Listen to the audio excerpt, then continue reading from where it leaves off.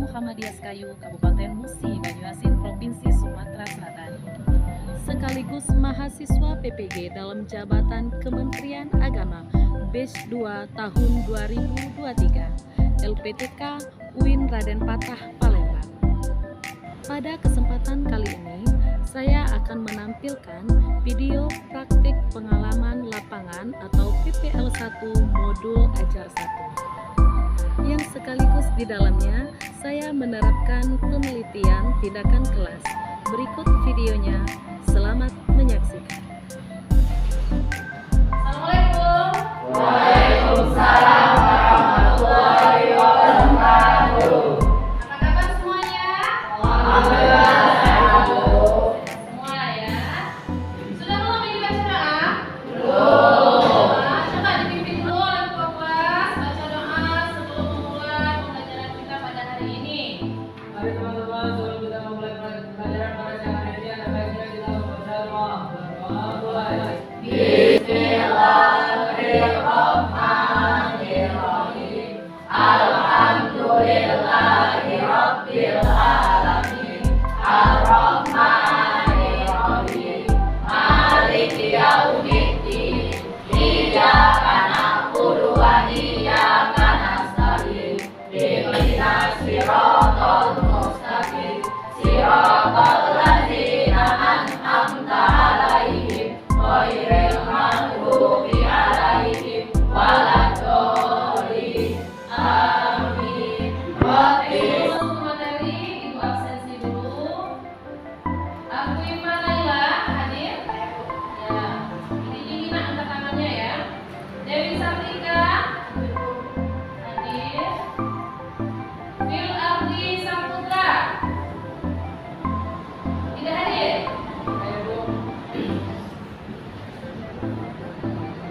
Mawar Sari. Oke. Oke, selesai ya untuk absennya. Sebelum kita masuk ke materi, kalau siang ini jamnya ngantuk ya. Ngantuk tidak? Ngantuk. Kita ice breaking dulu, semuanya berdiri. Nah, sebelum kita masuk ke materi, kita ice breaking dulu biar tambah semangat. Oke, tepuk, fokus. Melihat, mendengar, mengingat, fokus. Oke, tepuk tangan untuk kita. Oke, silakan duduk. Baik ya, tadi sudah kita ice breakingnya sudah, absensi sudah, sekarang kita kembali ke materi. Ada yang tahu materi? Kita belajar pada bab 5. Nah, apa bab 5? Kita mempelajari tentang apa?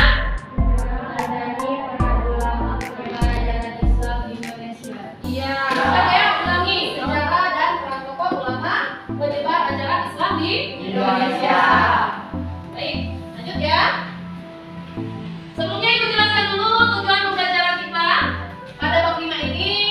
Yang pertama, peserta didik diharapkan dapat menjelaskan sejarah penyebaran agama Islam di Indonesia.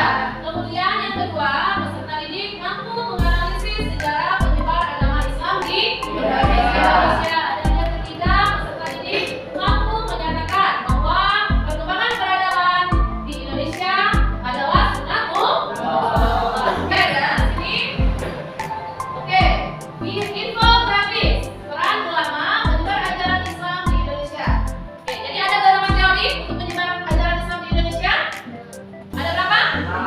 Apa yang tahu angkat tangan? Apa?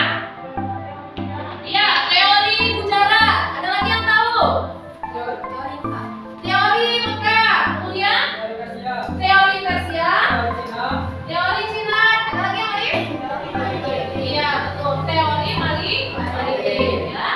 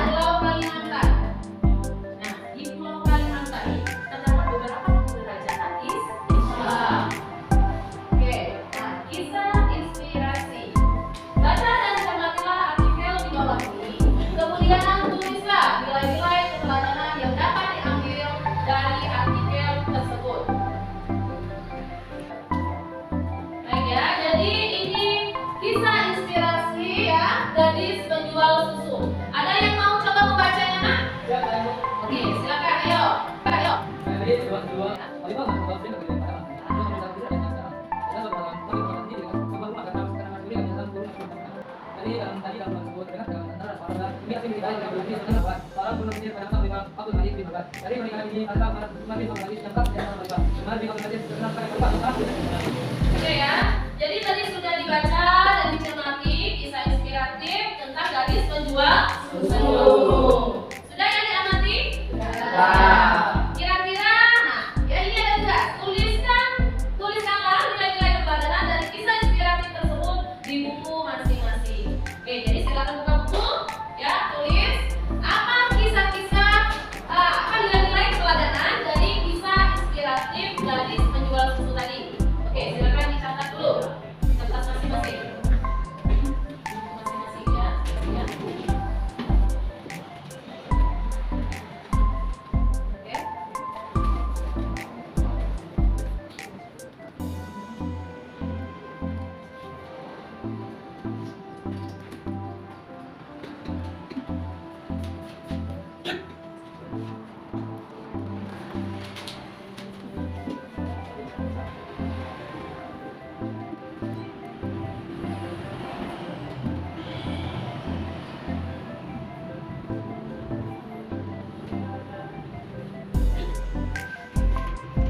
Sudah tadi? Kalau sudah, sekarang ini tanya. Dari yang kalian cermati, kalian baca dan kalian tulis di buku mengenai kisah inspiratif gadis penjual susu tadi, nilai-nilai keteladanan apa yang kira-kira dapat kalian cermati? Yang kalian dapat dari kisah inspiratif tadi? Oke, apa? Pertama apa? Kejujuran. Kemudian apa lagi? Apa? Apa dia? Keikhlasan.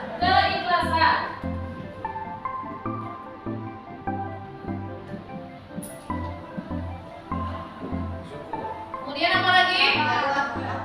Ketakwaan. Kepada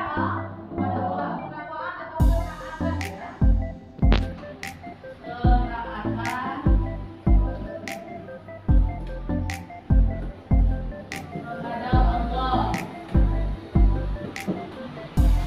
Kemudian ada lagi, apa lagi nilai-nilai keteladanannya? Coba satu-satu. Pertama, coba daftar dulu, ayo. Kemudian ada yang mengerti kata sini, ada yang ingin bertanya? Sudah jelas? Oke, kalau sudah jelas, lanjut Bu lagi. Menurut pendapat kalian, manakah teori masuknya Islam di Indonesia yang paling kuat? Kemukakan argumentasi kalian. Oke, proses masuknya Islam di Indonesia dan pertemuan Islam di Indonesia ada dua hal berbeda. Tahunnya berbeda, peristiwanya juga berbeda. Untuk yang ini, kalian anak-anak silakan bentuk kelompok, ya. Bentuk kelompok menjadi dua kelompok. Ibu bagikan dulu ya kelompoknya.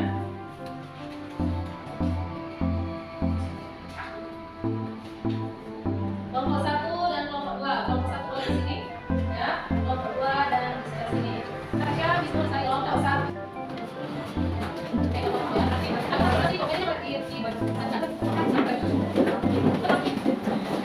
Oke, tadi kalau tadi ya, kelompoknya sekarang ya, kita isi jelaskan maka teori masuknya Islam Indonesia yang paling kuat menurut argumentasi kalian. Oke, kalau sudah semua? Oke. Kalau sudah, silakan kelompok dulu yang ingin berargumen dan menyampaikan pendapatnya, silakan. Oke, silakan. Assalamualaikum warahmatullahi wabarakatuh. Waalaikumsalam warahmatullahi wabarakatuh. Kita kami akan menyampaikan dari kami. Menurut pendapat dari kami, paling kuat dalam menyebarkan Islam di Indonesia adalah Jawa Barat. Tokoh yang mendukung teori ini adalah para imam saja seperti bin Jabal dan yang mengatakan penyebaran agama Islam di negara juga oleh orang Arab yang selama tinggal di Irak atau di menurut agama Islam di Indonesia tidak mau abad negara ini. Pertama yang bukan dagang yang terjadi antara masyarakat antara dengan para dagang negara yang memang dengan jalur Indonesia, Surabaya, Jawa Timur, Jawa Bukti dan jalur utama yang Islam di Indonesia itu oleh beberapa bukti tersebut antara lainnya adalah betul dimaksudkan beberapa kali kemarin pada 1297 dan Assalamualaikum warahmatullahi wabarakatuh. Waalaikumsalam warahmatullahi wabarakatuh. Menurut pendapat kami, teori yang paling kuat dalam penyebaran agama Islam di Indonesia adalah bukan teori penjara. Akan tetapi, para ahli yang mendukung teori ini menyatakan bahwa Islam itu adalah sebuah berdiri kekuasaan politik Islam. Jadi masuknya ke Indonesia terjadi jauh sebelumnya Islam berdiri. Dan yang berperan besar pada proses penyebarannya adalah usaha sendiri. Hingga kini, teori Arab dianggap sebagai teori yang paling kuat. Teori Arab atau teori Kufah adalah teori yang dianggap sebagai teori paling kuat yang didasari oleh pendapat dari Thomas Campbell, Frankfurt, Milan, dan Solider yang mengungkapkan bahwa teori Kufah merupakan Islam yang berasal dari Arab. Pendapat ini didasari dari kesamaan naskah antara Muhammadiyah dan Al-Quran dengan naskah Syafi'i. Campbell adalah salah satu orang yang setuju dengan teori ini. Selain alasan kesamaan naskah, Campbell juga berpendapat bahwa negara Jaya Pasai adalah wali, bukan salah atau kan yang sesuai dengan kerajaan Indonesia dan India. Baik, itu saja dari kelompok kami. Wassalamualaikum warahmatullahi wabarakatuh.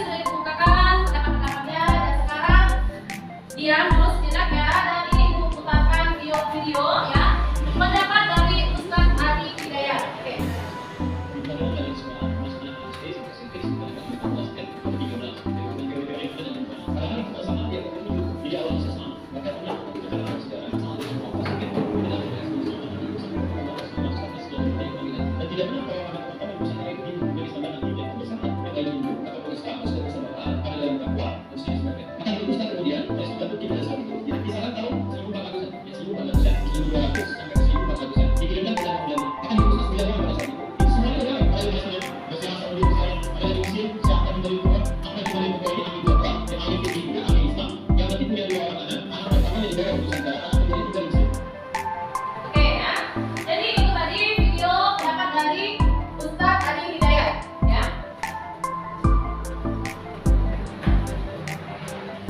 Oke ya.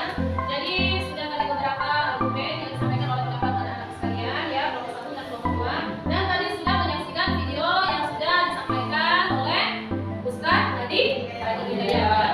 Jadi kesimpulannya ya, masuknya Islam di Indonesia itu pada abad keberapa tadi? Abad ke-7 ya, jauh sebelum teori bujaran ya. Jadi pada abad ke-13 Masehi, sebelum itu sudah masuk Islam pada abad ke-7 Masehi ya. Ditemukannya apa tadi? Ditemukannya makam di Baros yang bertuliskan aksara Arab ya. Jadi menurutnya itu sudah jelas pada abad ke-7 Islam sudah masuk Indonesia. Baik ya, sampai di sini ada yang ingin ditanyakan? Tidak ada? Oke, kalau tidak ada ya, untuk tempat hari ini sudah cukup bagus. Kita tepuk tangan dulu untuk kita semua. Tetap semangat belajarnya. Dan apa ya? Dari anak-anak sekalian, ada yang bisa mereview mengenai pembelajaran kita pada hari ini? Ada? Kalau ada silakan. Kalau ada yang ingin mereview kegiatan kita, pembelajaran kita pada hari ini, silakan. Ayo Bu. Oke, silakan ya. Jadi menurut pemahaman saya, masuknya Islam di Indonesia terdapat beberapa teori. Yang pertama teori bujaran, yang kedua teori Mekah, yang ketiga teori Persia, yang keempat teori Cina, dan yang kelima teori maritim. Kemudian dari beberapa teori di atas dapat disimpulkan bahwa masuknya Islam di Indonesia terdapat pada abad ke-7 Masehi. Sedangkan perkembangannya terdapat di abad ke-13 Masehi. Kasih tepuk tangan dulu. Oke ya, jadi dari pembelajaran kita hari ini ya, sudah ada beberapa teman kalian yang sudah mulai memahami, yang sudah bisa menyimpulkan ya. Jadi benar itu tadi. Sudah tadi disimpulkan oleh apa video yang kita tonton tadi? Ustadz Adi Hidayat, dan tadi sudah disimpulkan juga oleh temannya bahwa Islam masuk ke Indonesia itu dengan 5 teori, yakni teori bujaran, teori Mekah, teori Persia, teori Cina, dan teori maritim. Dari kelima teori ini dapat disimpulkan bahwa Islam masuk ke Indonesia itu pada abad ke-7, sedangkan berkembangnya Islam itu pada abad ke-13. Oke, sudah paham? Paham. Sini? Oke, kalau sudah paham, silakan kita persiapan ya. Bukunya silakan disimpan.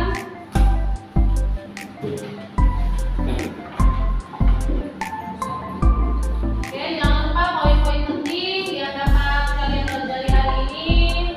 Dapat juga mengajarkan kalian untuk berani belajar mandiri, belajar bekerja sama dengan baik. Kemudian belajar untuk mempresentasikan. Jadi itu yang kalian dapat hari ini. Untuk pembelajarannya sudah cukup paham. Ibu tutup dulu.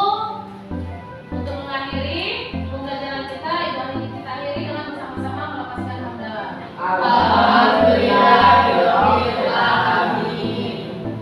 Salam kepada Ibu Guru.